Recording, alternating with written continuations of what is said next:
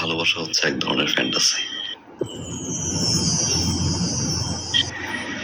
আর এই ফ্যান্টাসি মাঝে মাঝে রিয়েলিটির কাছে হেরে যায়। আমার রিয়েলিটি হচ্ছে আমার মা, আমার বাবা, আমাদের সংসার।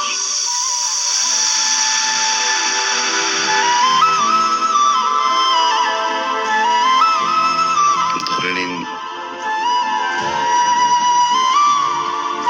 আমার ফ্যান্টাসিও আমার রিয়েলিটির কাছে হেরে গেল। আমি আসলে এই মুহূর্তে বাবা, মা, সংসার এর বাইরে কিছু ভাবতে যাচ্ছি না। সরি, আপনি বিয়েটা করে ফেলেন। আমি আপনাকে ভালোবাসি, আমি আপনাকে ছাড়া বাঁচবো না। পৃথিবীর সব প্রেমিকারাই বিয়ের আগে ঠিক এই কথাটাই বলে তার প্রেমিককে,